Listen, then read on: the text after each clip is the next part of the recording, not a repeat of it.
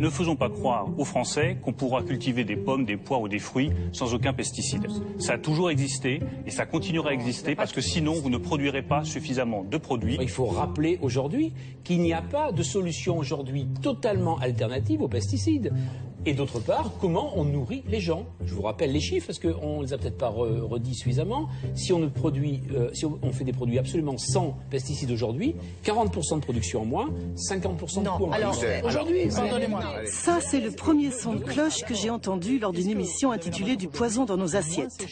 Les arguments avancés par mes deux contradicteurs semblaient très sérieux. Il y a le marché, il y a les commerçants de proximité, la vente directe se développe. Autre son de cloche, 2 semaines plus tard à Genève, où Olivier de Schutter, le rapporteur spécial des Nations Unies pour le droit à l'alimentation, avait dressé un bilan très critique de la fameuse Révolution verte et affirmé au contraire que seule l'agroécologie est capable de nourrir le monde. Monsieur le Président, Excellences, je présente ce rapport à un moment où les prix alimentaires mondiaux ont augmenté pendant 8 mois consécutifs. Cette crise que nous affrontons n'est pas seulement une crise de l'offre, c'est aussi une crise de la pauvreté, c'est une crise de la nutrition et enfin c'est une crise écologique. Des méthodes de production non durables accélèrent le changement climatique et la dégradation des sols, épuisent les réserves d'eau douce, menaçant à terme notre capacité à nourrir la planète. Au sein de la communauté scientifique, un constat s'impose. Il faut changer de cap. Les recettes anciennes ne valent plus aujourd'hui. Les politiques de soutien à l'agriculture visaient à orienter celle-ci vers l'agriculture industrielle. Il faut à présent qu'elle s'oriente vers l'agroécologie partout où cela est possible. Qui croire? Comment nourrir le monde qui comptera 9 milliards d'habitants en 2050? Avec ou sans pesticides? J'ai lu le rapport d'Olivier de Schutter et j'ai décidé d'entamer un nouveau tour du monde. Ma quête vise à découvrir sur le terrain ce qu'est l'agroécologie et en quoi ce modèle s'oppose à celui de l'agriculture industrielle et de la révolution verte, promue depuis plus de 50 ans. Elle vise aussi à comprendre pourquoi aujourd'hui 1 milliard de personnes souffrent de la faim. L'histoire que je vais vous raconter nous concerne tous, car elle engage l'avenir de la planète et de l'humanité.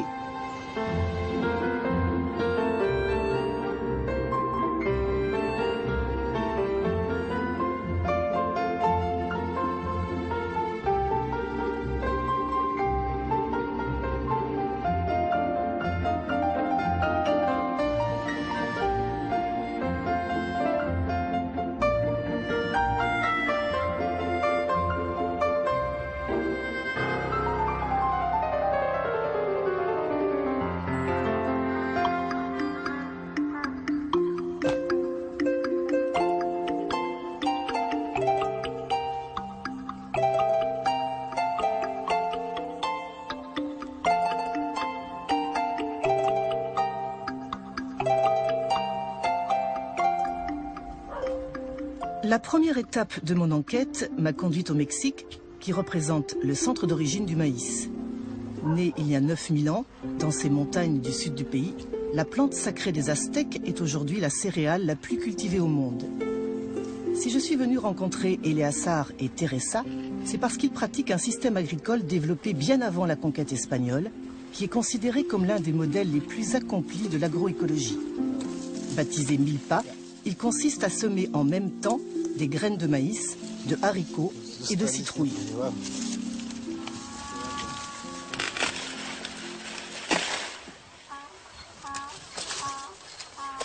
C'est du maïs local? Oui, c'est du maïs traditionnel. Nous n'avons pas perdu les coutumes de nos ancêtres, de nos pères et grands-pères. Mira estos, Tere. Ya están bien bonitos. Voy a querer que cortes algunos para la comida. ¿No? Mira. Le maïs sert de tuteur aux haricots. Entonces lo que hace el frijol Quant au haricot, ce qu'il fait, c'est qu'il fixe l'azote de l'air et ensuite il l'apporte au maïs. Et les feuilles de citrouille font de l'ombre sur le sol et permettent de conserver l'humidité. Nous avons ainsi des parcelles en parfaite santé et nos résultats sont meilleurs.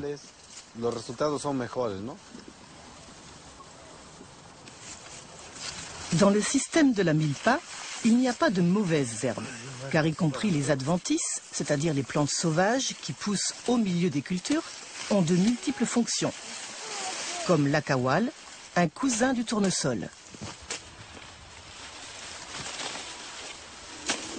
Pour nous, ce ne sont pas de mauvaises herbes. Au contraire, nous les laissons pousser dans la parcelle parce que nous les donnons à manger aux animaux.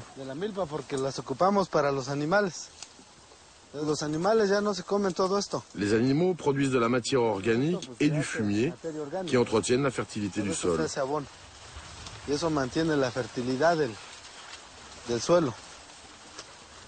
Le système de la milpa est un circuit fermé.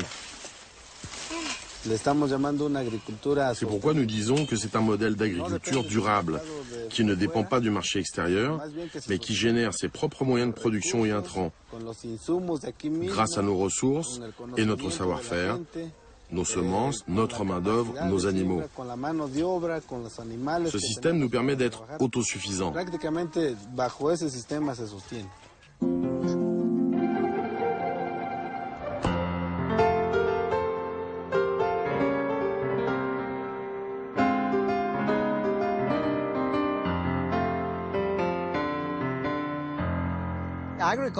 L'agroécologie est l'antithèse de l'agriculture industrielle parce qu'elle n'est pas une agriculture basée sur des intrants mais sur des processus. Elle ne repose pas sur des monocultures qui ont besoin d'intrants en énergie, pesticides, engrais chimiques, mais elle s'appuie sur une série de principes comme l'accroissement de la biodiversité, le recyclage, l'augmentation des matières organiques du sol, l'intégration d'animaux, etc.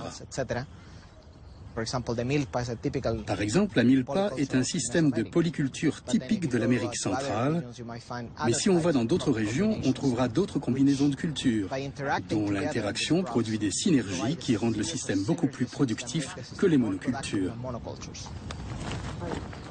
On croit généralement que les grandes fermes produisent plus d'aliments, mais en fait, les petites fermes, quand on mesure la production totale, sont beaucoup plus productives que les grandes.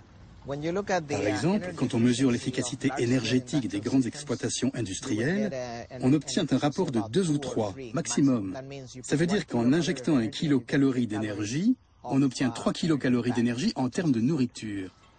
Pour une petite exploitation, le rapport est de 15 à 30. La conversion énergétique est très élevée.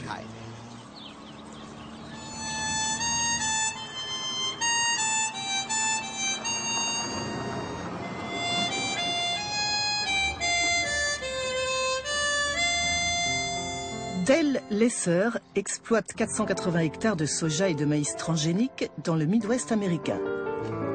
Contrairement à Eleazar, son collègue mexicain, il est obligé de racheter chaque année de nouvelles semences car les OGM sont protégés par un brevet. Ses coûts de production ne cessent d'augmenter en raison de la résistance développée par les insectes et les mauvaises herbes aux pesticides chimiques ou transgéniques. C'est du maïs transgénique ? Oui, cette variété est ce qu'on appelle un OGM triple. Elle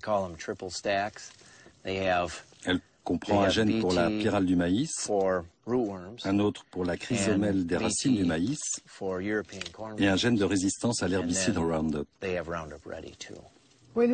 La semaine dernière, nous avons rencontré au Mexique un producteur de maïs qui pratique le système de la milpa. Vous savez ce que c'est ? Non, je n'ai jamais entendu parler. C'est une combinaison de plantes. On cultive en même temps des citrouilles, des haricots et du maïs. Quels sont d'après vous les avantages ? J'imagine que si on a plus de biodiversité, on a moins de problèmes avec les parasites. Comme nous avons ici une grande diversité d'aliments pour les insectes, ceci s'attaque un peu au maïs, un peu aux haricots, un peu aux citrouilles ou aux herbes qui poussent dans la parcelle. Au bout du compte, ils ne constituent jamais un problème. C'est le problème des monocultures. Si tu fais du maïs et du maïs, finalement les parasites sont de pire en pire. Et tu dois utiliser tellement de pesticides et d'herbicides que c'est très mauvais pour l'environnement. Ici, nous n'appliquons absolument rien. Ni engrais, ni insecticides, ni herbicides. Aucun produit chimique pour contrôler les ravageurs ou les mauvaises herbes. Dès que les mauvaises herbes deviennent résistantes, il faut appliquer autre chose. Et puis on finit par pulvériser toutes sortes de produits.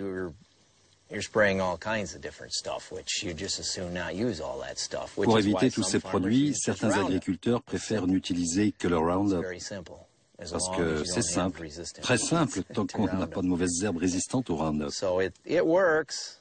Avec la technologie, on s'en sort toujours, mais avec tous ces produits chimiques, on est toujours un peu inquiet.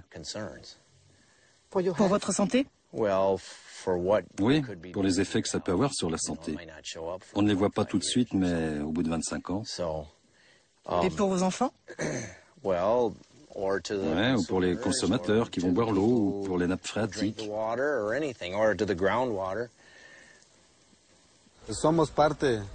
Nous faisons partie de la Terre et nous vivons de la Terre. C'est pourquoi nous ne pouvons pas déverser sur la Terre quelque chose dont nous savons que cela lui fera du mal. C'est un peu comme si nous faisions la guerre à celle qui nous nourrit. Depuis bientôt 30 ans, Eleazar, le petit paysan du Mexique, qui pratique l'agroécologie, et Dell, le grand céréalier des États-Unis, qui pratique l'agriculture dite conventionnelle, c'est-à-dire chimique, sont concurrents sur le marché nord-américain du maïs. C'est une conséquence de l'ALENA, l'accord de libre-échange nord-américain, signé par les dirigeants du Mexique, du Canada et des États-Unis en 1992. Free trade is the way of the future. Entrée en vigueur le 1er janvier 1994, l'ALENA prévoit la libre circulation des biens et des services, y compris des produits agricoles, dans les 3 pays de la zone. L'accord est considéré comme un laboratoire de la mondialisation dans le domaine agricole.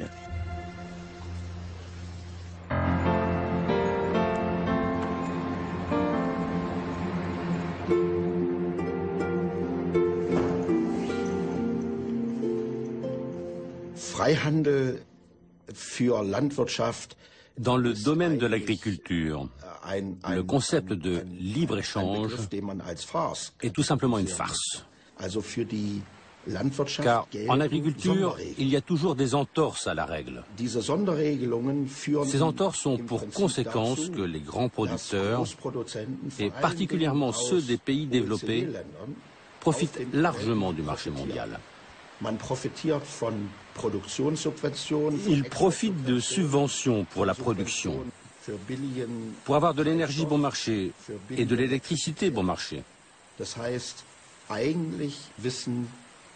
Le résultat, c'est que ces producteurs sont incapables de dire aujourd'hui quels sont leurs coûts réels et leurs revenus réels. La majorité des coûts de production, comme la pollution des eaux ou l'énorme consommation d'énergie, ne sont pas pris en compte. Les prix de leurs produits sont donc complètement faussés.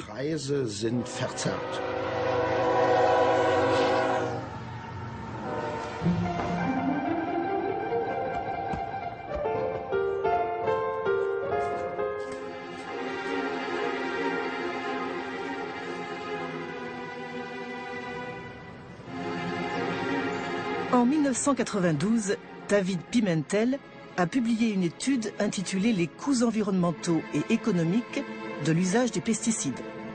Pour la première fois, il a évalué les coûts indirects que génère l'agriculture chimique. Parmi eux, la mort d'insectes bénéfiques, d'abeilles, d'oiseaux ou de grenouilles, la contamination de l'eau et de l'air et les maladies que provoquent les pesticides chez les paysans les riverains ou les consommateurs. Résultat, il y a 30 ans, la facture américaine s'élevait à 10 milliards de dollars par an. La quantité de pesticides qui atteint sa cible est très faible. Dans des conditions optimales, 50% des pesticides épandus atteignent la zone. C'est un terrible gâchis qui tue des oiseaux, des poissons, pollue l'eau et affecte la santé publique, avec des morts et des gens qui finissent à l'hôpital. Tout cela fait partie des 10 milliards de dollars de dommages.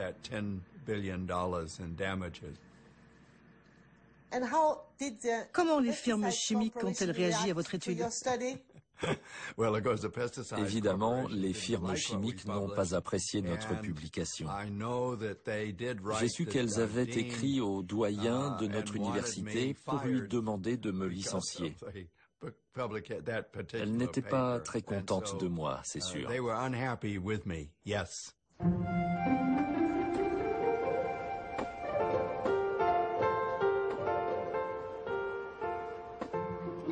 En 2008, une étude publiée par le Parlement européen a confirmé les estimations de David Pimentel. Sous la houlette de Catherine Gansleben, ses auteurs ont estimé les coûts sanitaires des pesticides utilisés en Europe pour évaluer les économies que leur interdiction permettrait de réaliser.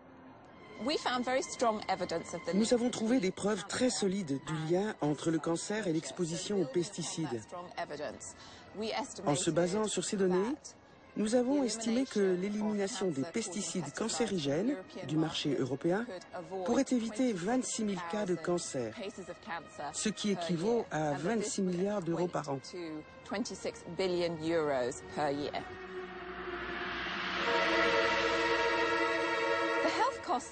Les coûts sanitaires associés aux pesticides représentent ce qu'on appelle des externalités. Ce sont des coûts qui ne sont pas incorporés dans le prix payé par le consommateur quand il achète un aliment dans un supermarché. Si nous décidions d'inclure ces coûts dans le prix payé par le consommateur, le coût des aliments augmenterait inéluctablement.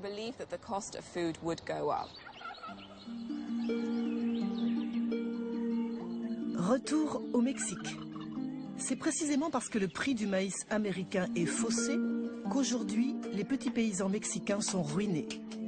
Pourtant, avant l'accord de libre-échange nord-américain, le Mexique était autosuffisant pour son alimentation et notamment pour sa consommation de maïs, qui constitue l'aliment de base de la population.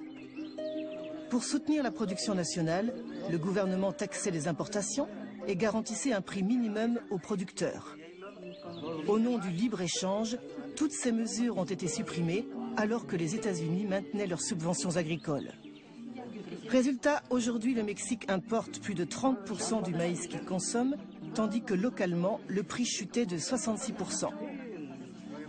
Eleazar fait partie d'une association de paysans qui promeut le système de la milpa comme un moyen de résistance face au modèle imposé par l'ALENA. Tout ce que nous mangeons ce soir vient de la milpa.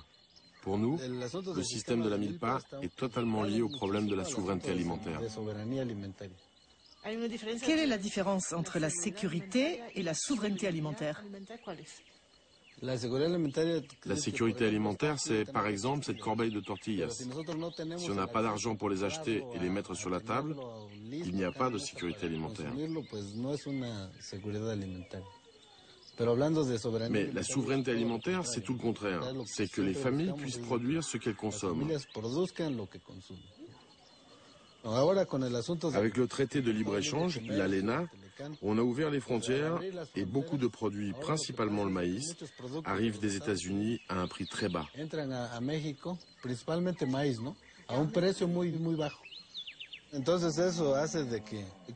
résultat, c'est qu'il y a beaucoup d'émigration, moins de motivation pour travailler dans l'agriculture, donc moins de paysans.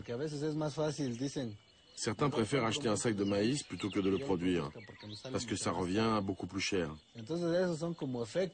La conséquence de l'ALENA, c'est que beaucoup ont dû arrêter l'agriculture et émigrer.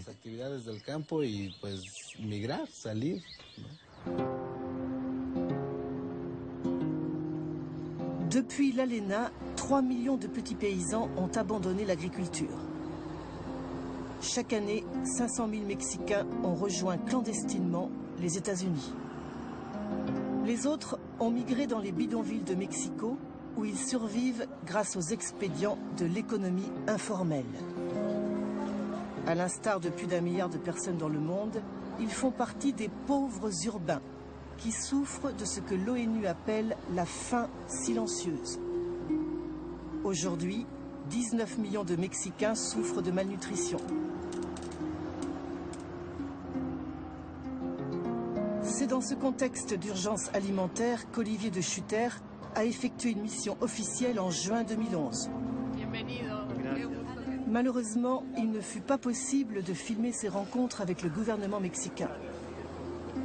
Pour cette occasion exceptionnelle, les organisations paysannes avaient organisé un colloque baptisé « La faim n'attend pas ». Nacional campesino con el título del Hambre no espera. Es importante que lo diga al mundo que México vive una crisis agroalimentaria, que es necesario que nuestro gobierno lo reconozca y que es necesario que la clase política y la sociedad entera tomen las medidas necesarias para superar esta situación de crisis que es inhumana. My interest for the right to food dates from one morning I still remember. And that morning was a morning of January 2007, when the Mexicans took the streets to complain about the tortilla crisis, the prices of tortilla increasing 50% in a matter of a few weeks.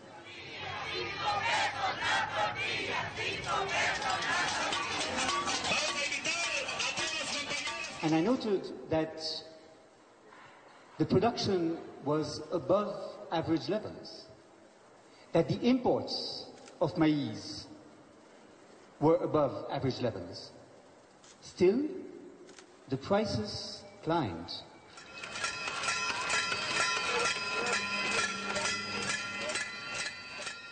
And the prices climbed because a small number of very powerful companies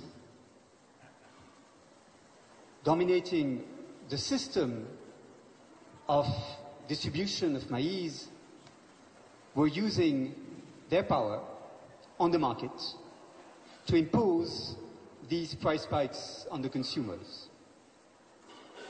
Cargill, Maseca Archer Daniels Midland, Minsa Arancia Corn Products, Agroinsa. So I agree with you, El hambre no espera. We need to move to policies that allow countries to feed themselves. That is what the right to food is about. And to do this, we need to protect producers from the abuse of the large commodity buyers by scaling up agroecological practices. I believe that we need to reduce the dependency of food production on fossil energies. And I believe that we need to reduce the environmental impacts of agriculture as it is predominantly practiced today.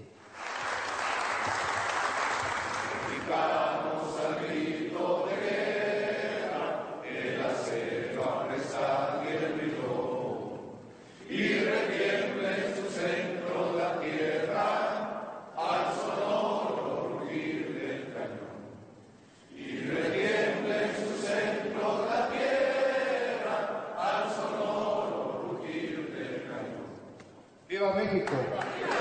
¡Viva los campesinos!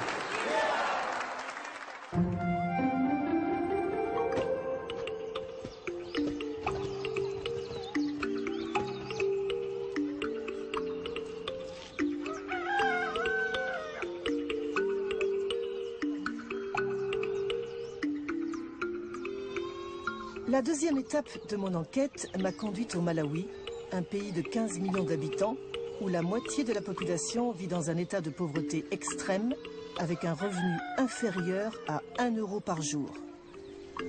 Autant dire qu'ici, comme dans de nombreux pays du Sud, on ne mange pas tous les jours à sa faim. D'après les Nations Unies, la malnutrition tue chaque jour 24 000 personnes, dont 10 000 enfants. Les victimes sont majoritairement africaines. Je suis arrivée au Malawi en décembre 2011. Dans les campagnes planait le spectre de la faim, car la saison des pluies accusait beaucoup de retard. Comme en 2005, où la sécheresse avait provoqué une grave crise alimentaire.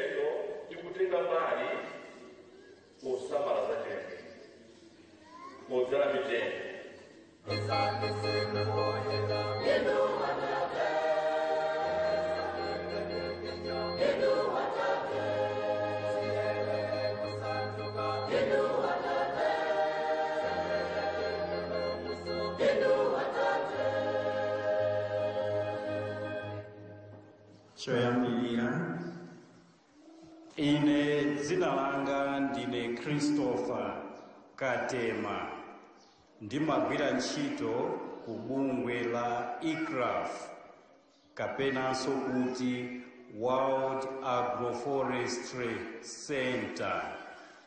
Mbewu iyi ndi mbewu ya Glycidia kotero kuti pa maekala 2.5 ngati titadzala mitengo ngati iyi pakamatha zaka zitatu titha kukolola chimanga chopanda fertilizer chosachepera matani asanu.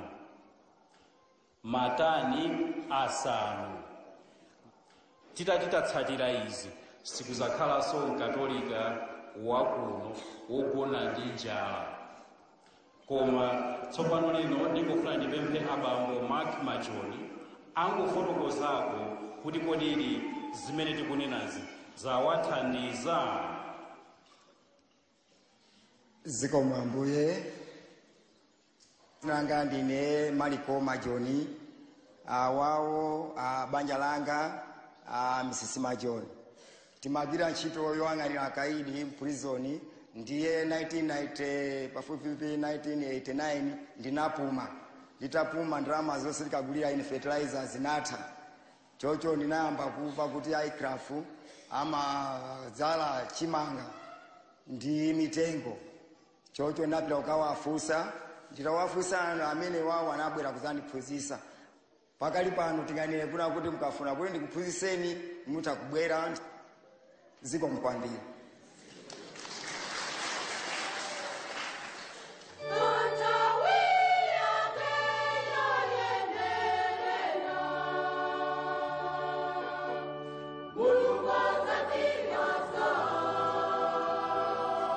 Au Malawi, plus de 75% de la population vivent dans les zones rurales où l'agriculture constitue le principal moyen de subsistance.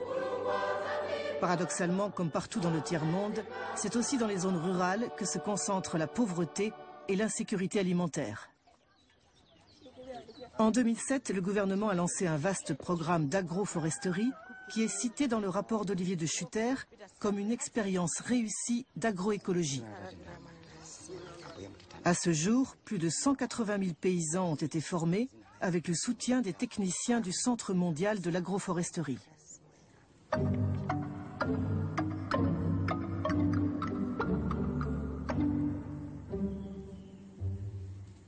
Nos sols sont naturellement très pauvres en azote et phosphore, qui constituent les éléments les plus importants pour la production agricole. C'est pourquoi nous avons décidé de promouvoir l'agroforesterie, car c'est un moyen d'augmenter la fertilité des sols.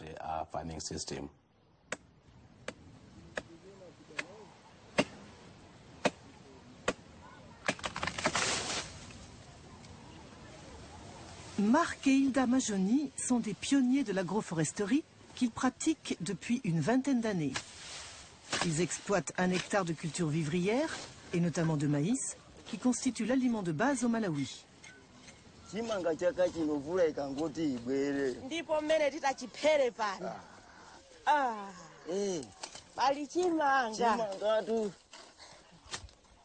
Dans leur champ, Marc et Hilda utilisent comme engrais les feuilles de gliricidia, un arbre qu'ils ont planté autour de leur culture, mais aussi en alternance avec les plants de maïs. L'opération d'enfouissement doit être répétée 3 fois par an.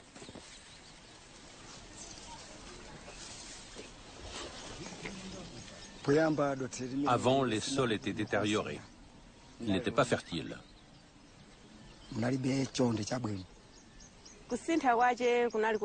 Nous avons constaté de grands changements 4 ans après avoir planté les arbres. Avant, on utilisait les engrais chimiques, mais il y avait des problèmes quand il y avait une sécheresse et le maïs mourait. Mais maintenant, depuis des années qu'on utilise le gliricidia, le sol est de très bonne qualité. Et malgré la sécheresse, le maïs pousse, ça marche très bien. Ça permet de conserver l'humidité. Est-ce qu'on peut utiliser n'importe quel arbre? Non, on ne peut pas utiliser n'importe quel arbre. Il y a des arbres spécifiques que l'on appelle des arbres fertilisants. Ce sont des arbres légumineux qui ont la capacité de fixer l'azote. Des arbres comme le gliricidia, le leucaena, le federbia et l'acacia sont capables d'améliorer immédiatement la fertilité des sols. Les arbres sont plus efficaces que les engrais chimiques. Avant, je récoltais au maximum 100 sacs de maïs dans ce champ. Mais aujourd'hui, avec le gliricidia, j'en récolte au moins 200.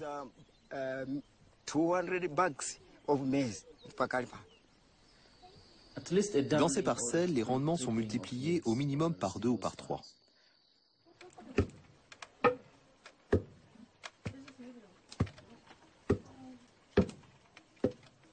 Marc et Hilda ont 6 enfants et 7 petits-enfants.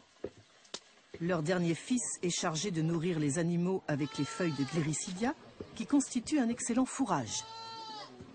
Au Malawi, la majorité des familles paysannes ne mangent qu'une fois par jour.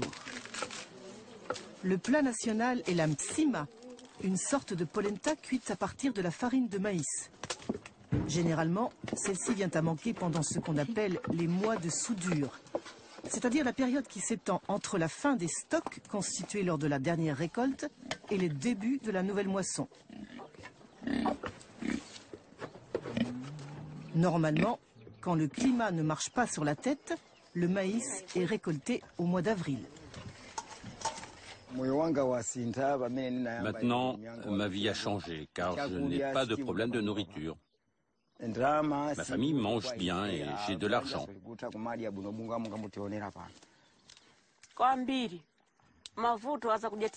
Avant, dès novembre et parfois septembre, nos réserves de maïs étaient épuisées. En décembre, janvier, février, mars, on souffrait de la faim. Mais maintenant, grâce au gliricidia, nous avons suffisamment de maïs. Nous en vendrons à nos voisins et nous sommes heureux. J'ai des copains à l'école qui ne mangent pas bien parce que leur père n'utilise pas le gliricidia et ils ne récoltent pas assez. Moi et mon frère, nous pratiquons cette agriculture dans nos champs. Nous souhaitons pour nos enfants et notre pays, le Malawi, que chaque personne ait ses arbres.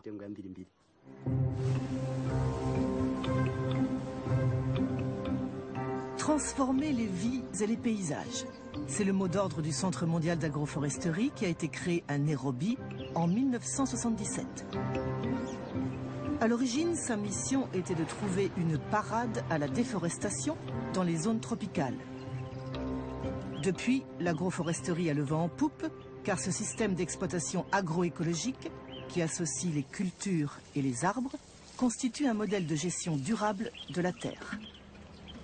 De plus, il représente une réponse aux effets du changement climatique qui affecteront particulièrement l'Afrique subsaharienne, où on s'attend à une forte progression des zones arides et donc à une baisse de la production agricole.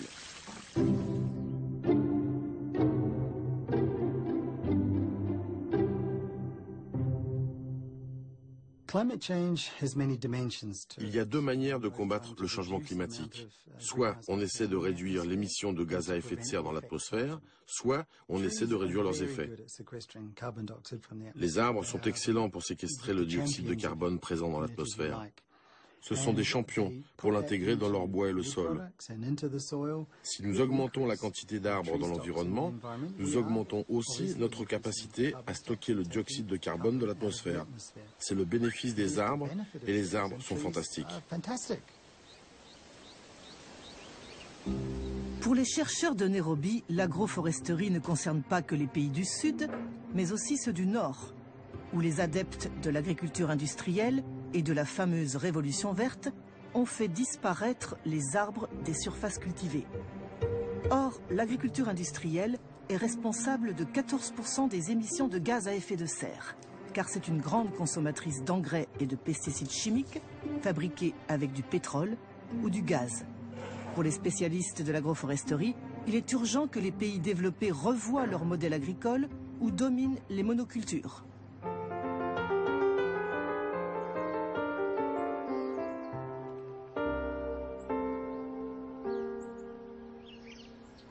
Si les arbres sont si bénéfiques, comment se fait-il que les promoteurs de la Révolution verte ne l'aient pas su ?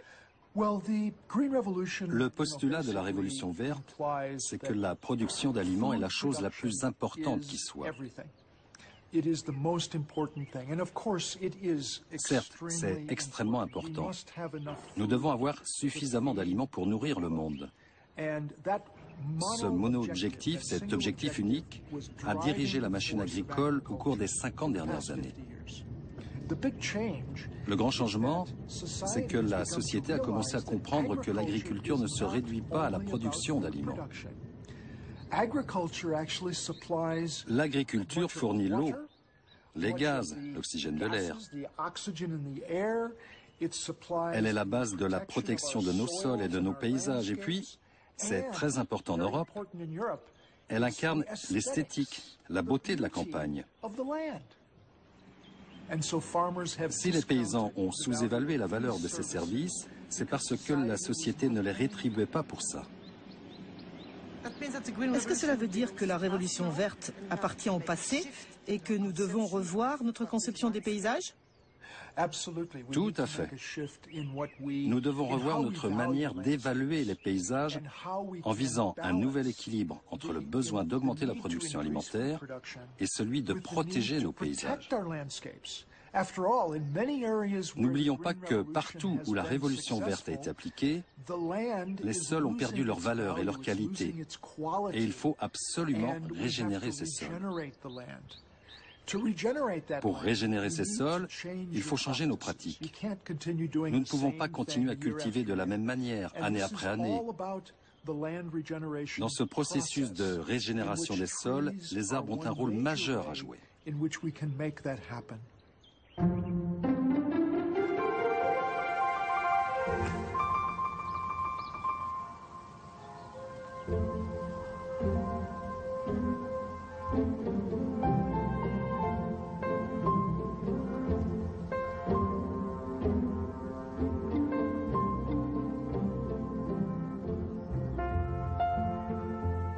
Changer les pratiques.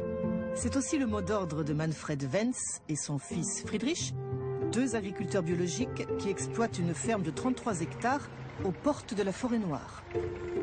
Pourtant, au début des années 1960, Manfred fut un fervent promoteur de l'agriculture industrielle. Pendant 15 ans, il a cultivé à grand renfort d'engrais et de pesticides chimiques. Ça a commencé en 1955 avec la culture du maïs hybride qui venait de France. Au début, on n'avait pas de problème avec la pyrale du maïs. Mais au bout de 3 ou 4 ans, c'était de pire en pire et on a commencé à épandre des insecticides par hélicoptère. Et on avait un répit pendant un certain temps.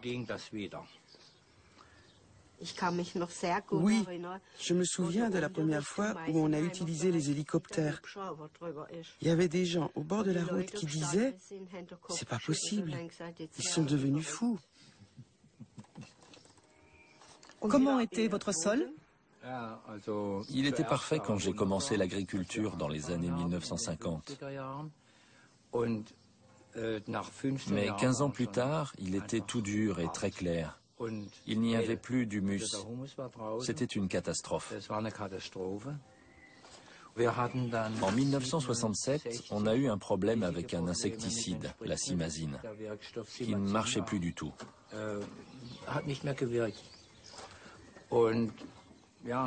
J'ai tout essayé et j'ai décidé d'arrêter l'agriculture chimique en 1969 et je suis passé à la bio.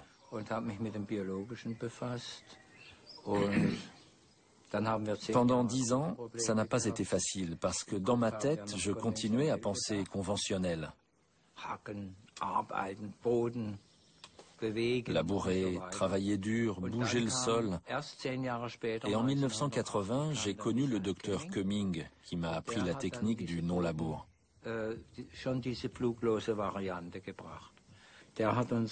C'est lui qui nous a appris à penser du point de vue du sol. C'est là qu'on a compris aussi qu'un bon sol devait avoir une couleur noire et pas claire.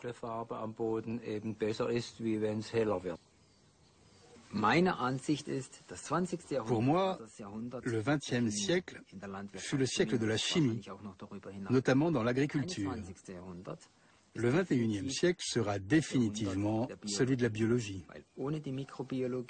Sans la microbiologie et la connaissance des processus biologiques du sol, nous ne pourrons pas à l'avenir cultiver de manière efficace et durable.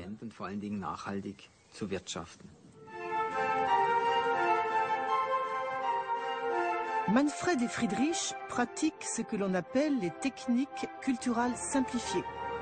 Depuis 30 ans, ils ne labourent plus leurs champs, ils n'utilisent jamais d'engrais chimiques ni de compost, mais nourrissent leur sol avec un couvert végétal permanent, considéré comme un engrais vert. Enfin, ils pratiquent le semi-direct. En ce jour de mai, Friedrich sème du soja au milieu des plants de seigle et de trèfle fraîchement coupés, qui constituent ce que l'on appelle un mulch. Nous ne labourons pas avant de semer, car nous essayons de remuer le sol le moins possible, parce que chaque préparation du sol perturbe la vie microbiologique de la terre. Un sol nu est du point de vue biologique un non-sens.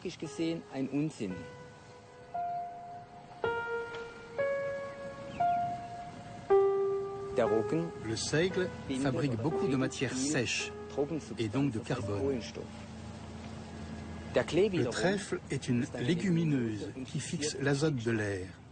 Or, le carbone et l'azote constituent la base de l'humus. C'est donc un mariage de plantes qui se complètent parfaitement et qui ont différentes fonctions, comme celle de protéger le sol. Le sol est protégé contre les agressions mécaniques, telles que la pluie, le vent, les rayons du soleil, contre la transpiration. On a une meilleure gestion de l'eau, ce qui est très important, surtout dans les régions sèches. Comment sont vos rendements comparés à ceux du soja conventionnel? Avec notre système, nos rendements sont similaires. L'année dernière, ils ont même été plus élevés. Parfois, ils sont un peu inférieurs. Ça dépend des conditions climatiques.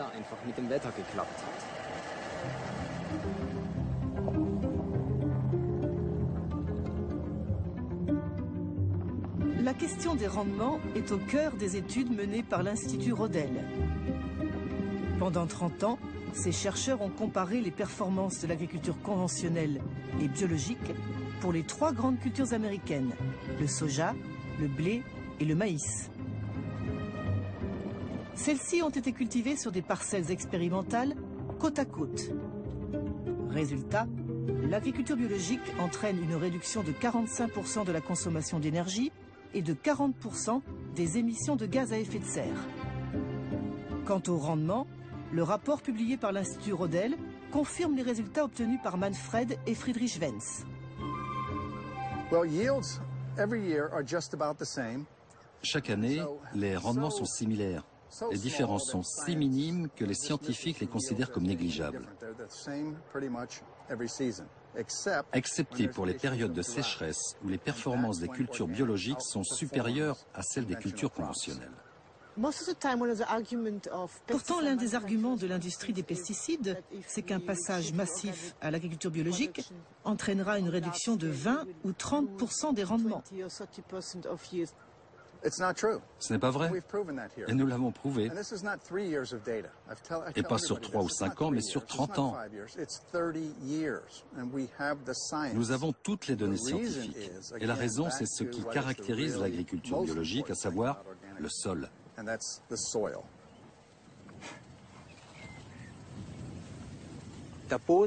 Le sol est la clé. Il y a plusieurs manières d'apprécier la qualité du sol. D'abord, il y a la structure grumeleuse. Et puis ce sol comprend beaucoup de racines. Cela tient au fait que le seigle n'a pas été nourri artificiellement avec des engrais de synthèse et qu'il a dû se battre pour trouver de la nourriture à travers son système racinaire.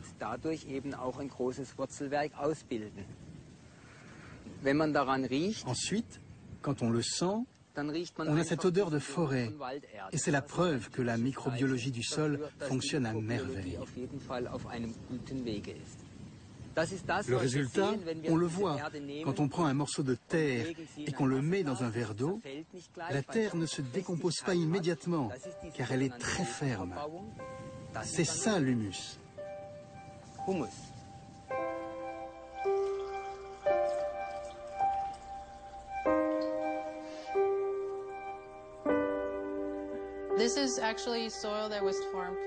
Ce morceau de sol a été cultivé de manière conventionnelle pendant 30 ans et celui-ci de manière biologique. On voit comment la structure du premier ne tient pas. Il se défait facilement.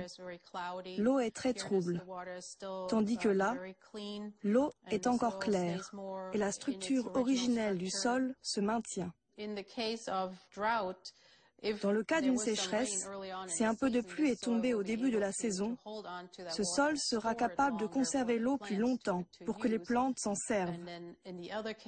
À l'inverse, dans le cas de fortes pluies, le sol biologique absorbera l'eau plus rapidement, une capacité que n'aura pas le sol conventionnel. Dans ce cas, l'eau va ruisseler de la surface, en érodant le sol, polluant les eaux souterraines et de surface avec les herbicides et les pesticides qui ont été utilisés. Nous avons besoin de systèmes stables qui ne marchent pas que dans des conditions optimales, mais qui sont capables de répondre à des conditions extrêmes. Et malheureusement, ça va être de plus en plus fréquent. Pour Friedrich et Manfred, l'avantage de l'agriculture biologique, c'est aussi la stabilité financière que garantit leur système agricole. Grâce à la réduction des coûts de production, ils économisent 500 € par hectare et par an. Ces atouts financiers, ainsi que le problème de l'érosion des sols conventionnels, attirent de nombreux candidats à la conversion qui participent aux journées portes ouvertes organisées chaque année au mois de juin. À la mi-mai, je n'aurais pas osé vous amener ici. C'était affreux. Vu les conditions climatiques qu'on a eues en hiver, je suis plutôt satisfait.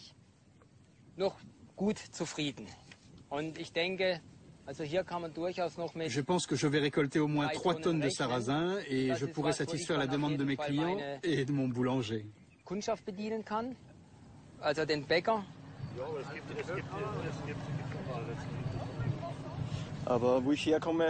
Je suis venu ici parce que j'ai beaucoup de problèmes d'érosion de mes sols.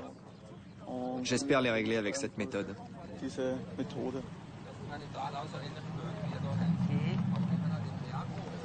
Ça a l'air de bien fonctionner. Pourquoi ? Il n'y a pas de mauvaises herbes alors qu'il n'a pas utilisé de produits chimiques. Et le sarrasin? Il est très beau.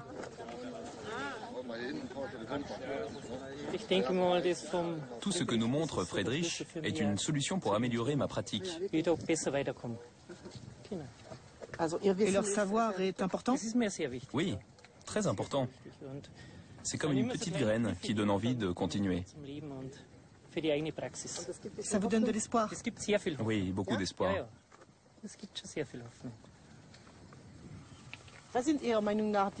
Quels sont d'après vous les principaux obstacles à une conversion massive vers l'agriculture biologique en Allemagne ou en Europe? Pour moi, le principal obstacle, c'est que l'énergie est trop bon marché. Le jour où le prix de l'énergie montera et que l'agriculteur conventionnel ne pourra plus payer les engrais chimiques, il sera obligé de se tourner vers l'agriculture biologique, parce que ça ne sera plus supportable. Je crois que parmi les obstacles principaux à opérer ces transitions vers une agriculture durable, il y a les intérêts économiques au maintien du système actuel. Ce sont des intérêts qui sont extrêmement puissants. Les fournisseurs d'intrants chimiques n'ont aucun intérêt à ce que l'on enseigne aux agriculteurs comment se passer de ce qu'ils produisent et de ce qu'ils vendent.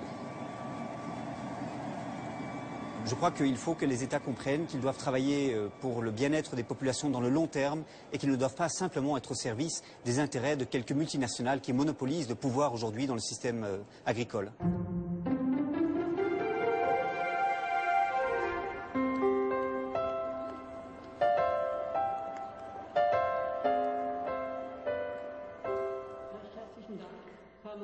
Hans Herren dirigeait un rapport qui fit beaucoup de bruit en 2008.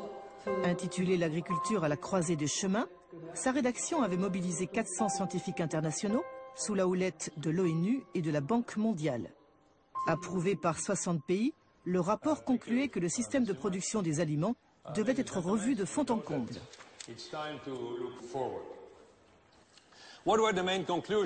Quelles sont les principales conclusions? Nous devons vraiment changer de paradigme, aller dans une autre direction. Et dans quelle direction? Nous devons opérer une transition d'une agriculture productiviste, à gauche sur la diapositive, qui est certes très productive, mais n'est pas durable, vers une agriculture durable qui est aussi très productive, mais à l'échelon de la ferme et non plus à l'échelon global des cultures. Nous devons aussi revaloriser le statut du paysan qui est toujours considéré tout en bas de l'échelle sociale. Non, il devrait être tout en haut car sans lui, il n'y a pas de nourriture et donc plus de vie possible. Nous devrions avoir la même estime pour les paysans que pour les médecins. Nous devons faire en sorte que le métier agricole soit bien payé et récompensé à sa juste valeur. Le changement de paradigme va bien au-delà du champ ou de l'étable. Je vous remercie.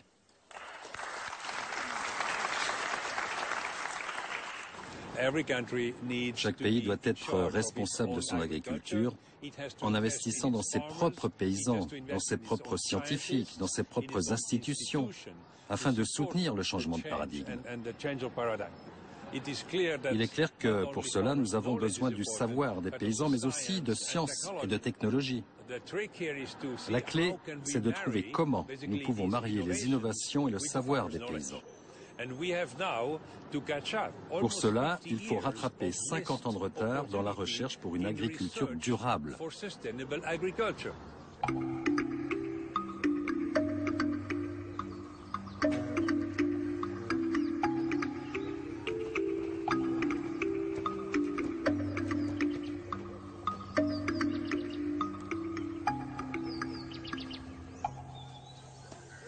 Genyinga an John Ukelo Tiep ne joma ok ong'eya. Arwako uwe farm na be kama wabiro puonjore gigo matin ma wanyalo neno. Jathurwa moro kotelo loka kocha to wacho ni yes we can. I'm saying that we can. With Pushpool, we can. Pushpool is a technology where you don't have to apply any pesticide, any fertilizer, any herbicide. Still, you can increase the yield and increase soil fertility. And I would like to see at least 1 million people here to adopt it. If there are 10 people in a family, we can see 10 million people to be food secure immediately in this country. Le docteur Zahir Khan est un entomologiste indien qui a commencé sa carrière aux États-Unis avant de rejoindre l'ICIP, un centre de recherche international sur les insectes financé par des fonds privés et publics. Il est l'inventeur d'une technique agroécologique pour laquelle il a reçu de nombreuses distinctions académiques. Baptisée push-pull, en français répulsion-attraction, elle permet de lutter contre les parasites du maïs qui, comme au Malawi, constituent l'aliment de base. When I came to Africa, quand je suis arrivé en Afrique en 1993, j'ai constaté que les petits paysans avaient 3 problèmes. La pyrale du maïs, l'herbe des sorcières et un sol peu fertile. En Afrique, l'herbe des sorcières peut causer des pertes annuelles de 7 à 13 milliards de dollars. Voici ce qu'on appelle l'herbe des sorcières. C'est une plante parasite qui se nourrit des racines du maïs.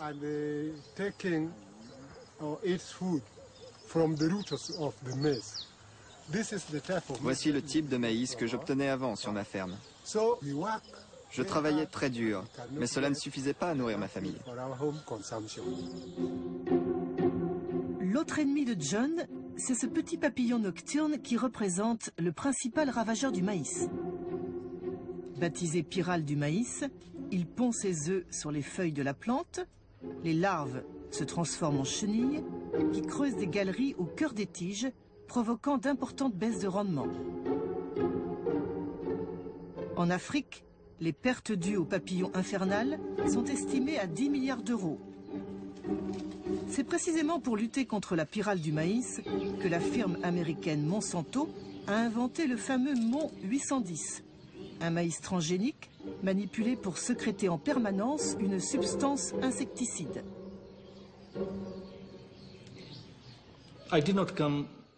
Je n'ai pas découvert la technologie push-pull tout de suite.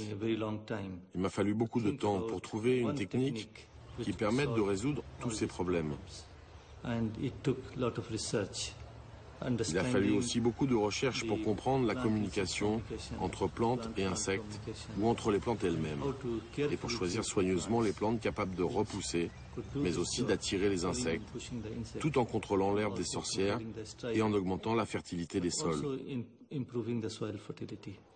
Dès le début du projet, nous avons travaillé étroitement avec les paysans pour choisir des plantes qui présentaient un avantage économique pour eux. John et sa femme Pérez exploitent une ferme de 2 hectares. Ils ont adopté le push-pull en 2008. 3 ans plus tard, ils ont complètement éliminé l'herbe des sorcières et la pyrale du maïs et ont définitivement renoncé aux engrais et pesticides chimiques ainsi qu'aux OGM que Monsanto essaie d'introduire au Kenya. La méthode de contrôle biologique inventée par le Dr Khan repose sur l'action de 2 plantes, le desmodium et l'herbe à éléphant qu'il a sélectionné parmi 600 végétaux africains.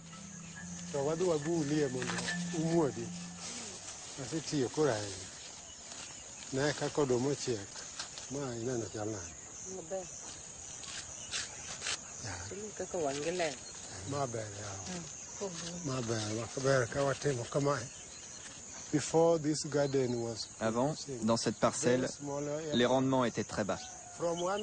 Dans un demi-hectare, je récoltais 2 sacs de 90 kg. Les rendements sont passés de 2 sacs à 22 ou 24 sacs.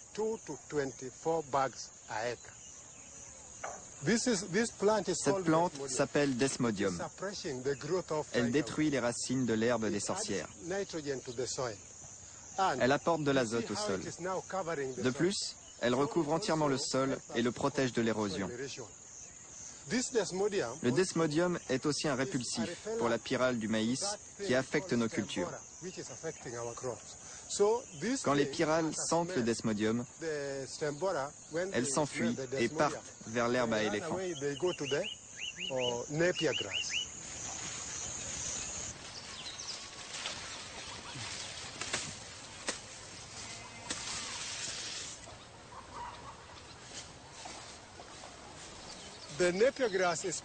L'herbe à éléphant est plantée autour du champ de maïs.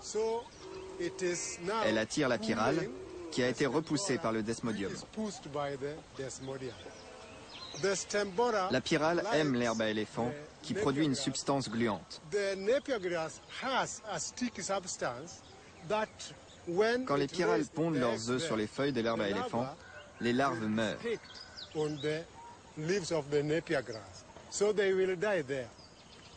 C'est pourquoi nous appelons cette technologie push-pull.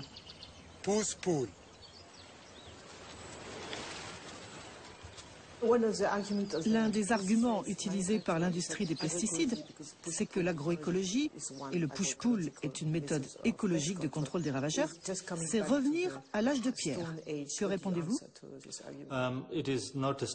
Ce n'est pas une technologie de l'âge de pierre. Au contraire, elle est basée sur de la science de très haut niveau, car il faut bien comprendre la chimie de la plante. Le push-pull est maintenant enseigné partout dans le monde, dans les cursus universitaires de Chine ou d'Amérique, comme une technique agroécologique hautement scientifique.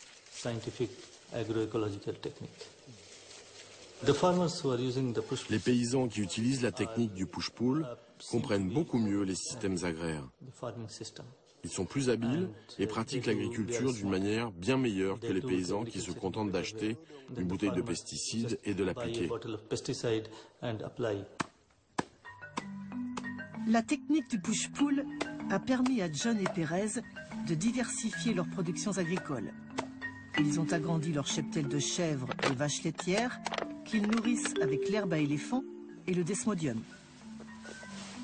Grâce à ce fourrage riche en protéines, la productivité du lait a été multipliée par 3. Le couple a fait construire une nouvelle maison pour héberger sa nombreuse famille. Il l'appelle la maison du push-pull. Pérez récolte les semences de desmodium qu'elle vend aux nouveaux adeptes du push-pull. À ce jour, 50 000 paysans kényans ont adopté la technique. Désormais autosuffisante, la famille tire aussi des revenus substantiels de sa production de maïs.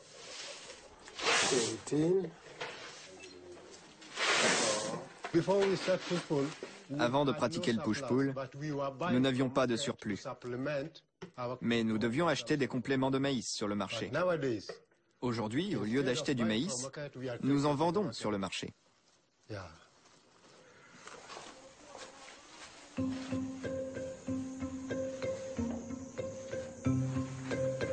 Le push-pull est présenté comme une technique agroécologique durable et efficace dans un rapport publié par les Nations Unies en 2008.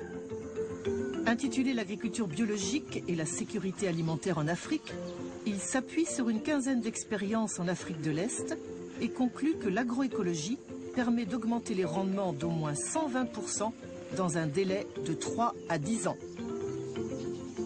Après avoir rappelé qu'en Afrique subsaharienne, le nombre de personnes souffrant de la faim a augmenté de 20% au cours des 20 dernières années, les experts de l'ONU encouragent les décideurs politiques à considérer, je cite, d'un œil nouveau les promesses de l'agriculture biologique. L'agriculture biologique est basée sur les savoirs locaux, sur les ressources et les intrants locaux. Le mot décisif est local, avec en plus un souci de prévention et de régénération, c'est-à-dire on crée les moyens de production sur une base durable.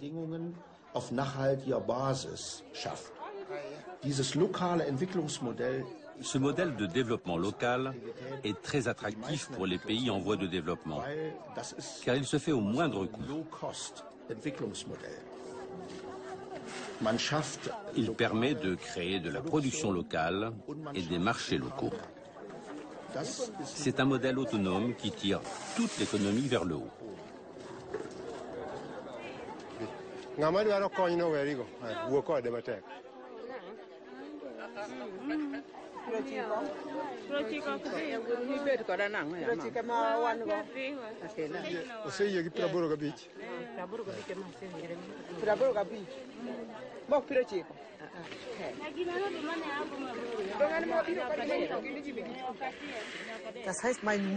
Cela veut dire que l'on devrait soutenir les petits producteurs activement et publiquement? Absolument. Aujourd'hui, les experts considèrent qu'on doit attribuer aux petits paysans un rôle tout à fait nouveau. Mais cela suppose une transformation radicale des politiques agricoles, qui s'apparente à une vraie révolution agricole. Les petits producteurs doivent être systématiquement soutenus.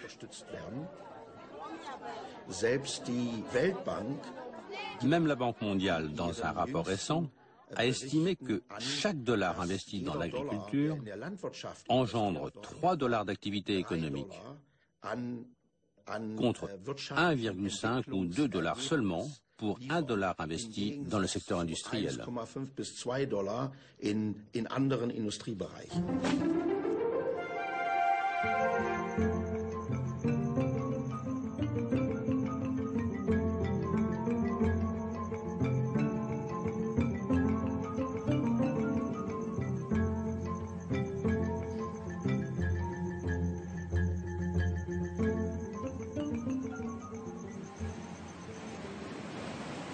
L'histoire du Sénégal est exemplaire.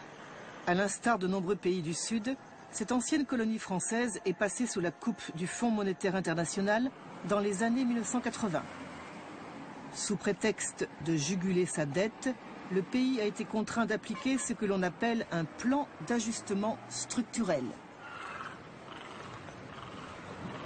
Dans le domaine agricole, cette politique a conduit à privilégier les cultures d'exportation comme l'arachide ou les légumes cultivés sous serre, à grand renfort d'irrigation. Dans le même temps, le pays était envahi par les surplus agricoles des pays européens comme le blé ou l'oignon.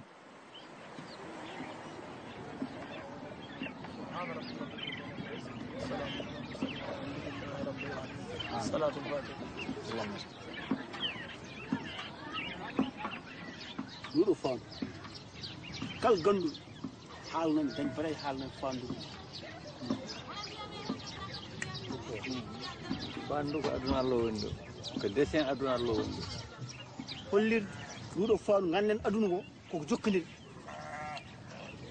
ko yimɓe mbiyata kono jokkodir ɗum noon woni oɗo bim ɗo to gonɗo ɗo e Sénégal ko moƴƴinata ko soble men ko bonnata ko soble men fof jeeya hen soble ummoto ɗo Europe Espagne France Allemagne Hollande ɗeɗon soble ummoto ga gara ɗo ganden ɗo noon e ga ujunaji kewɗi kilométre uji gonni ma won hedde 5000 kilométres ma ɗum jiɗɗen ñaagaɗen to e dow soble garoɗe ɗe yooɓe nanggan men ɗum enen ko ndenno ko bel ma wawi yaade so yeehi bel ma wawi ko dañi ko nafma ɓesma andi sa liggima kadi mbasa belɗa kadi andi tofta liggey kono objectif men kam enen ko yalla yata ken wiye remoɓe Sénégal en mbawan Sénégal.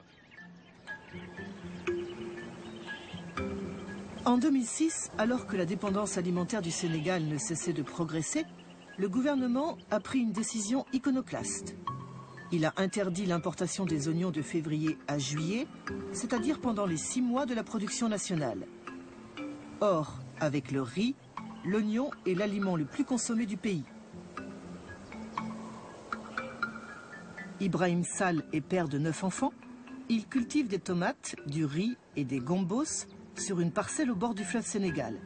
Mais en ce mois d'avril, c'est son champ d'oignons, situé à l'intérieur des terres, qui mobilise toute son attention.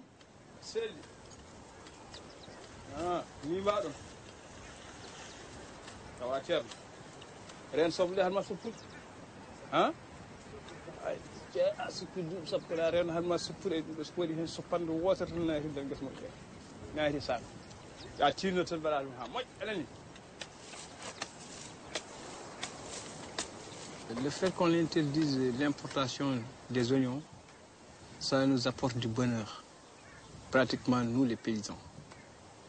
Si par exemple maintenant on ne protège pas les oignons, c'est toute une filière, c'est toute une chaîne. Des gens qui en dépendent, qui vont vraiment en souffrir. Ma famille m'aide, mais aussi il y a certaines choses que je ne peux pas faire tout. Je suis obligé de prendre des gens pour qu'ils m'aident. Par exemple, je donne l'exemple des saisonniers qui sont ici pendant 3 mois.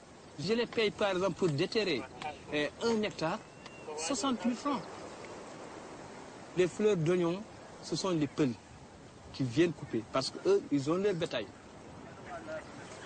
Les animaux arrivent à survivre Parce que nous sommes à une période qui est extrêmement sèche à l'heure actuelle, il n'y a pas l'herbe fraîche. Donc c'est avec ça qu'ils arrivent à nourrir leurs animaux.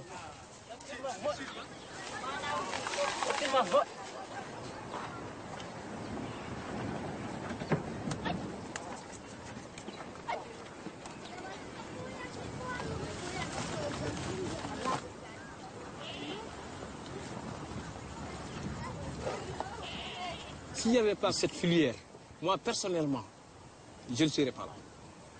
Parce que j'allais vraiment, je pensais quand j'avais 20 ans, 25 ans, je pensais à l'immigration, je pensais à aller ailleurs, à faire ceci, à faire cela.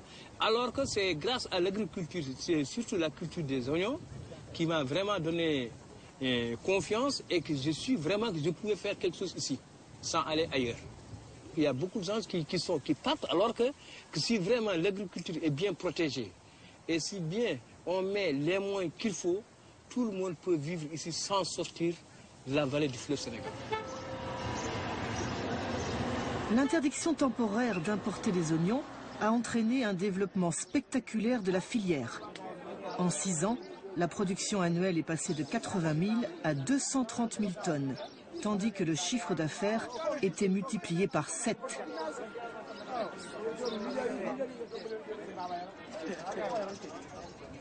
Ibrahim vend sa production bord-champ, comme on dit ici, à un banabana, un intermédiaire qui se charge du transport des oignons du champ jusqu'à Dakar. Ce jour-là, Ibrahim n'est pas satisfait, car les marchés de la capitale sont saturés d'oignons et le prix s'est effondré.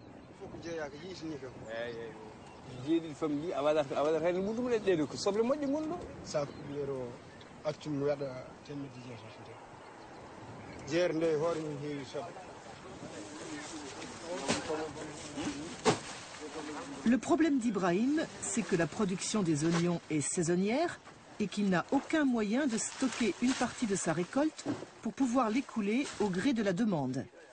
Pour être pleinement efficace, l'interdiction temporaire des importations devrait être accompagnée d'un développement des aires de stockage.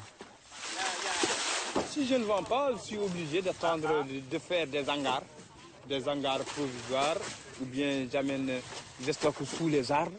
Comment faire? Je suis sûr que si par exemple on trouve des magasins pour pouvoir stocker, nous pourrons satisfaire le Sénégal, les besoins du Sénégal pendant 10 mois. C'est notamment pour évoquer le problème crucial des magasins de stockage qu'Ibrahim et son collègue Ousmane sont montés à Dakar, où se tenait la FIARA, la plus grande foire agricole d'Afrique de l'Ouest. Ça c'est bio. Bio. Tout est bio. Pour l'édition 2012, la FONGE, qui compte 31 organisations paysannes, a organisé un débat intitulé « La filière oignon et la souveraineté alimentaire ». Y participaient les 3 acteurs clés de la filière, les producteurs, les commerçants, mais aussi les consommateurs. Face à eux, le représentant de l'Agence de régulation des marchés. Créée en 2003, l'agence est chargée de contrôler l'interdiction d'importer des oignons, tout en veillant à ce que les prix ne dérapent pas. Disons-le clairement, cette structure de concertation est exemplaire, car elle repose sur 3 piliers fondamentaux, le protectionnisme, la régulation et la protection du consommateur. Est-ce que vous considérez que c'est un modèle, cette filière de l'oignon au Sénégal, qui pourrait inspirer d'autres pays du Sud? Et ma deuxième question, c'est comment a réagi l'Organisation mondiale du commerce à cette décision? Parce que d'après les règles de l'OMC, elle pourrait considérer que c'est une entorse au libre-échange. Est-ce qu'il y a d'autres pays qui adoptent ces mesures? Pour l'instant, en Afrique de l'Ouest, non. Nous avons osé, peut-être les autres pays n'ont pas encore osé dans ce sens, mais en tout cas, la conférence des ministres de l'Agriculture a recommandé à ce que ce modèle soit institué au niveau de l'ensemble des pays de la sous-région. Et j'ai fait 9 pays de la sous-région pour partager avec eux ce modèle donc, de régulation. Par rapport à l'OMC, j'ai à vous dire que l'OMC est venu jusqu'au Sénégal, en tête à tête, ils sont entraînés avec nous pour dire qu'on ne peut rien contre vous. Entre le producteur et le marché, il y a beaucoup d'intermédiaires. Chacun prend sa part. Le perdant, c'est le paysan. Il faut aussi qu'on parle du problème des magasins. Tant qu'on n'aidera pas les paysans à vendre et à stocker, la filière des oignons ne pourra pas se développer. Donc, Ibrahim Sall, oui, les magasins, évidemment, bon, nous prendrons les dispositions qu'il faut.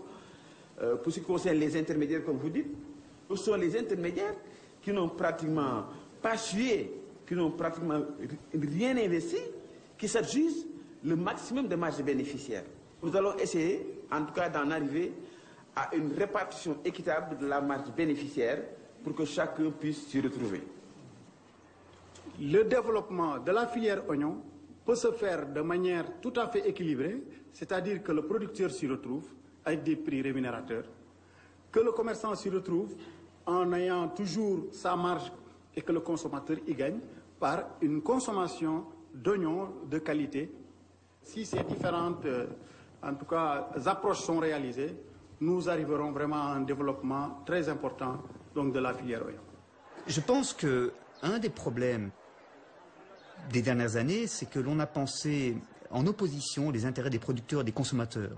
Au fond, les consommateurs, pensait-on, ont intérêt à des prix bas, à une diffusion de masse des produits alimentaires uniformes, à travers des circuits de distribution de plus en plus développés. Et on a opposé les intérêts des consommateurs aux intérêts des producteurs, qui, eux, pensait-on, ont intérêt à ce que les prix soient élevés. Et donc, on se disait, il faut arbitrer entre les intérêts de ces deux groupes. Et donc, la question des prix est mal posée. Ce qu'il faut poser comme question, c'est de savoir qui fait des profits dans la manière dont le système alimentaire est organisé. Et au fond, quand on pose cette question, on se rend compte que la marge des producteurs est de plus en plus petite, que les consommateurs, eux, payent de plus en plus cher, y compris quand les revenus des producteurs sont de plus en plus bas. Il faut aller vers des chaînes plus courtes qui permettent à la fois aux consommateurs et aux producteurs de gagner dans des systèmes alimentaires qui relient plus étroitement les uns aux autres et permettent aux producteurs d'être mieux payés pour leur travail et aux consommateurs d'avoir accès à des produits à des prix plus abordables.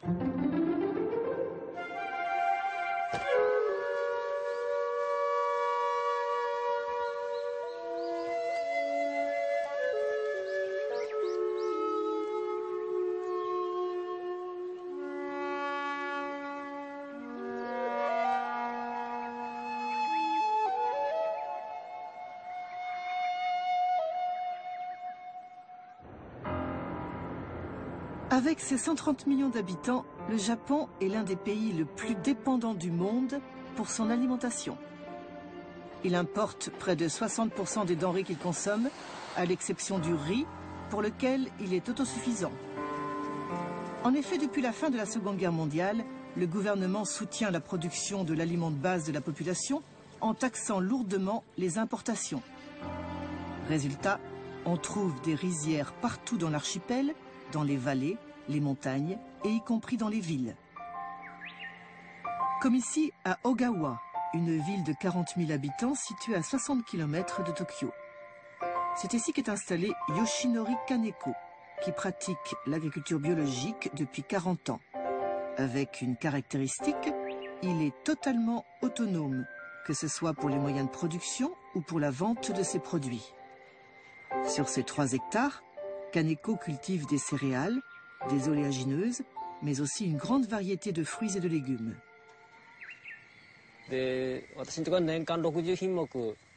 Je fais 60 légumes dans l'année et une centaine d'espèces végétales différentes. En japonais, on appelle les paysans des yakusho, ce qui veut dire celui qui cultive 100 choses. Les consommateurs sont contents d'avoir plein de légumes différents et puis l'agriculture, ce n'est pas comme dans l'industrie. Si on ne fait qu'une sorte de culture, ça provoque des maladies et des parasites. La nourriture qui constitue la vie et la santé n'a rien à voir avec les produits industriels. Chaque légume est unique. 100 légumes, ce sont 100 vies qui me sont confiées. Derrière les tâches agricoles se cache une philosophie qui explique l'incroyable harmonie qui règne sur la petite ferme. Ici, tout est traité avec beaucoup de soin. Les plantes, les arbres ou les animaux, dont le bien-être est capital. Fils de paysan depuis plus de 10 générations, Kaneko a coutume d'expliquer sa démarche par une anecdote. Dans les années 1960, alors que le Japon voulait moderniser son agriculture, son père s'est lancé dans l'élevage intensif de vaches laitières et pour lui, ce fut le début des problèmes. Mon père avait 30 vaches. Chaque vache fait 30 kilos de fumier par jour. Donc, on avait 1 tonne de fumier par jour qu'on ne pouvait pas écouler. De plus, les vaches étaient en mauvaise santé, donc je suis revenu aux fondamentaux de l'élevage.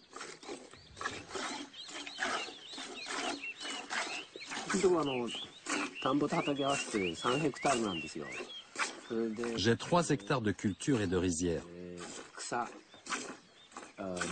Quand on pense à l'équilibre entre les herbes, les champs, les rizières, 3 vaches, c'est le bon nombre, car je peux les nourrir complètement.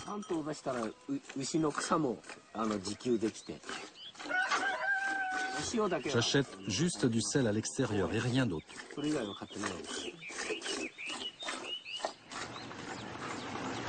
L'autosuffisance, c'est le maître mot de Kaneko. Chez lui, rien ne se perd, car tout fait partie du cycle de la vie.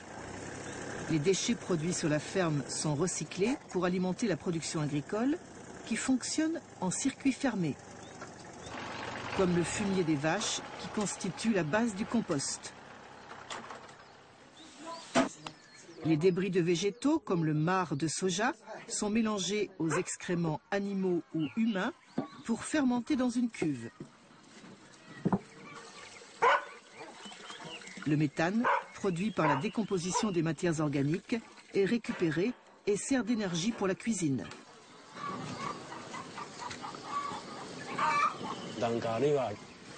L'agriculture biologique ne contribue pas au réchauffement climatique. C'est un mode de production qui n'émet pas de gaz à effet de serre. Mais ce n'est pas tout. Kaneko est aussi autonome pour l'alimentation énergétique de ses engins agricoles, car il fabrique son propre carburant à partir des huiles usées qu'il purifie à l'aide d'une centrifugeuse. Depuis 40 ans, toute la production de la ferme est livrée à 2 associations de consommateurs basées à Ogawa et à Tokyo.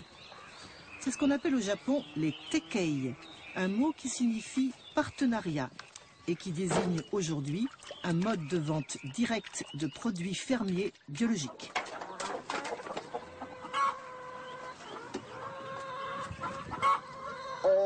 Ici, tout est bio. Le mouvement des Tekei a été créé en 1971 en même temps que la Fédération japonaise de l'agriculture biologique, dont Kaneko fut un membre fondateur. Je collabore avec 30 familles de consommateurs. Nous avons une relation très proche, comme dans une vraie famille. Et nous partageons la même exigence de qualité.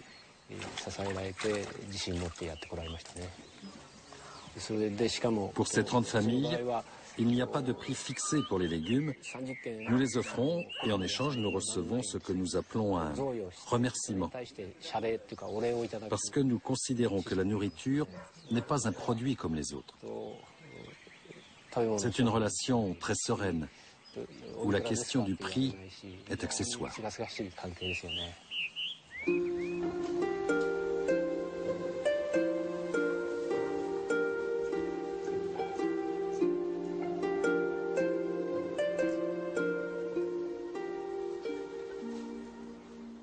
Dans quel contexte économique et social sont nés les Tekei?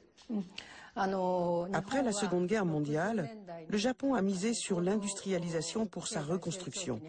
Avec l'aide des États-Unis, il a essayé de rattraper le niveau des pays développés. Dans les années 1960, Le pays a connu un énorme développement économique et un peu partout dans le pays sont apparues des maladies liées à la pollution, comme la maladie de Minamata, due à la pollution par le mercure, la maladie de Itai-Itai, provoquée par l'intoxication au cadmium, et les asthmes de Yokaichi, dus à la pollution atmosphérique.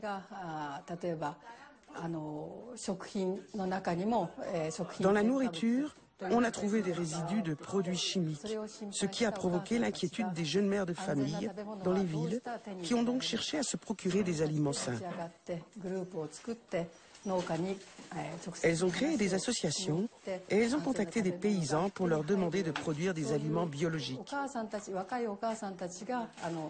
Ce mouvement des jeunes mères de famille est à l'origine des Tekei au début des années 1970.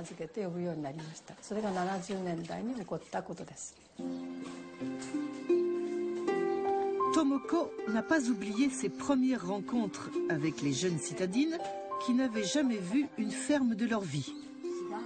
Aujourd'hui, le système est bien rodé. Les paniers sont préparés 2 fois par semaine en fonction des goûts des familles avec qui les Kaneko collaborent depuis près de 20 ans. Ça fait partie des bonnes choses du Tekei. J'enregistre dans ma tête tous les besoins des consommateurs. Je sais que telle famille aime ceci, telle autre aime plutôt cela. Si une famille aime beaucoup les concombres, j'en mets plein dans le panier. Si au contraire, elle ne les supporte pas, je mets autre chose à la place. Je fais le panier à peu près sur mesure. Généralement, quand on parle de consommateurs et de producteurs, on pense à une relation basée sur le profit. D'un côté, il y a celui qui veut vendre ses légumes le plus cher possible. De l'autre, celui qui veut les acheter le moins cher possible. C'est plutôt une relation un peu conflictuelle. Dans les Tekei, c'est différent. Les producteurs et les consommateurs collaborent pour que l'agriculture puisse continuer dans les meilleures conditions possibles et produire des aliments sains qui profitent à tous. Ce qui est important dans cette relation, c'est que les gens nouent des liens. Il ne s'agit pas seulement de vente et d'achat de produits, c'est ça le principe du Tekei.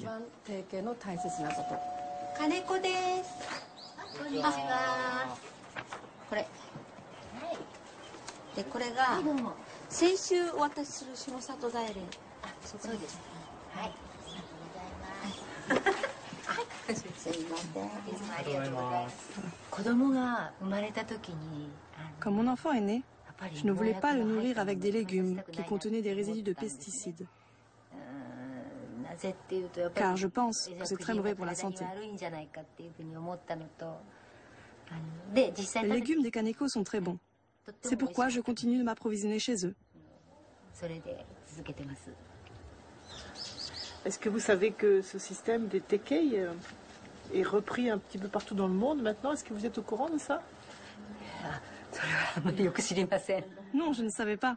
C'est vrai que c'est un système très rassurant parce qu'on voit les producteurs et on connaît l'état de leurs champs.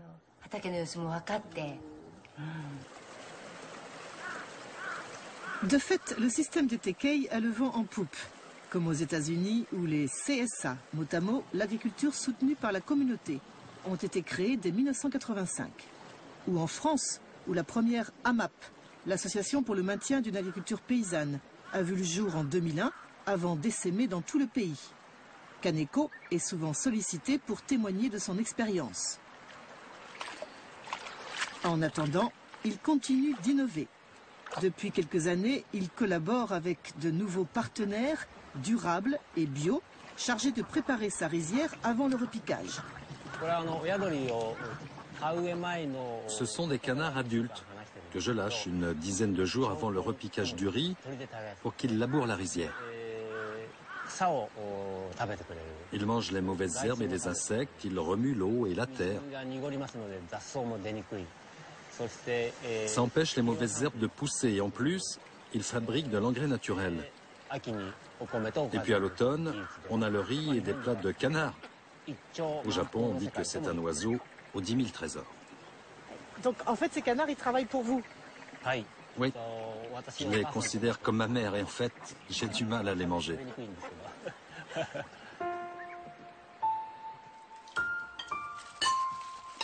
Le couple Kaneko n'a pas pu avoir d'enfants, mais il a pourtant une grande famille.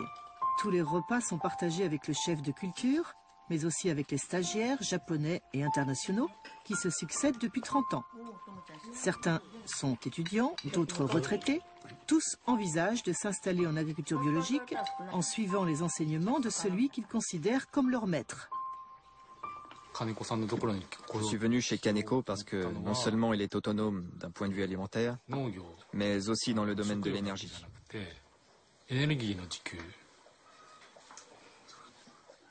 Tous les légumes sont bons.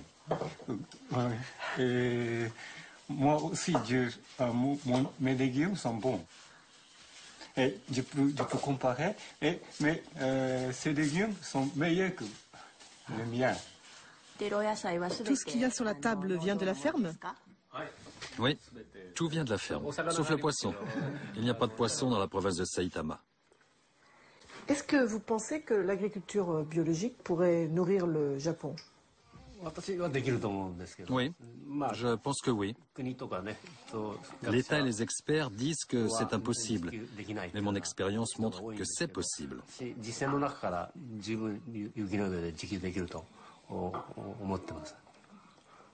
Mon modèle, c'est 2 hectares de culture et de riz. Avec ça, on peut nourrir complètement 10 familles. Si on divise 2 hectares par 10 familles, chaque famille a besoin de 20 arts pour se nourrir. Or, au Japon, chaque habitant dispose en moyenne de l'équivalent de 4 arts. Donc, une famille de 5 personnes peut être autosuffisante. Si on se base sur les surfaces cultivées actuelles, le pays peut se nourrir soi-même.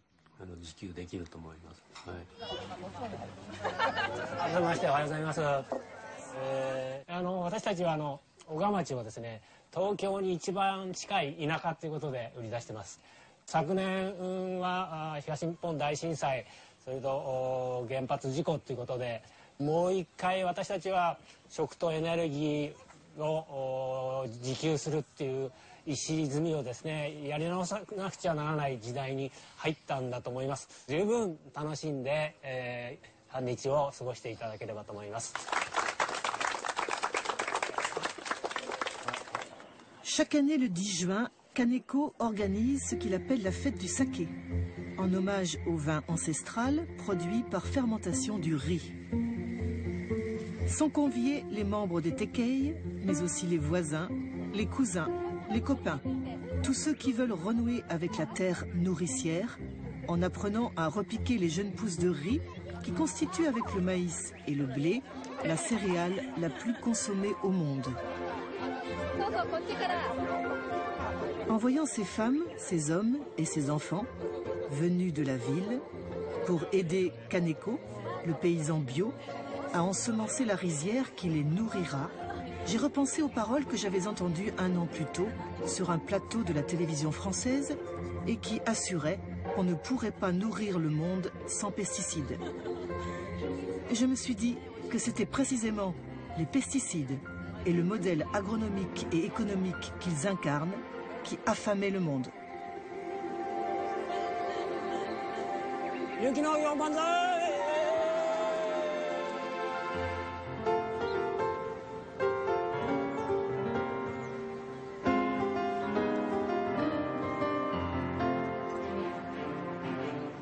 Je suis formel, nourrir 9 milliards de personnes en 2050, même un peu plus, et qui est prévu avec une agriculture sans pesticides, c'est absolument possible. Je suis absolument formel là-dessus, mais par contre, c'est savant. C'est-à-dire que c'est une agriculture qui évitera la monoculture, qui évitera de ne mettre qu'une seule espèce, qu'une seule variété dans un même champ. C'est au contraire une agriculture savante dans laquelle il y aura associé dans un même champ plusieurs espèces, plusieurs variétés, tolérantes à différentes catégories d'insectes et d'agents pathogènes. Savez-vous sur quoi se fondent ceux qui prétendent qu'on ne peut pas nourrir le monde sans pesticides? Je pense qu'effectivement, cet argument selon lequel on ne pourrait pas produire et nourrir la population sans pesticides, c'est le discours de l'agrochimie et ça sert leurs intérêts. Donc ce qu'il faut, c'est une véritable révolution agricole. Une véritable révolution agricole, absolument, dans tous les sens du terme. C'est à la fois une révolution technique, passer de processus industriels et de produits standards à une agriculture plus respectueuse de l'environnement et plus artisanale. C'est une révolution, faut être honnête, culturelle pour les agriculteurs, de comprendre que non, ce qu'on leur a dit être moderne n'est finalement pas si moderne, et que l'agriculture moderne de demain, c'est celle qui respectera les abeilles, les pucerons, les coccinelles et les carabes. Que les agriculteurs ne se découragent pas. C'est politiquement, il nous faut gagner un combat, et pour gagner ce combat, c'est uni. Il faut mener consommateurs, environnementalistes, agriculteurs, tous unis vers une agriculture au service de l'intérêt général.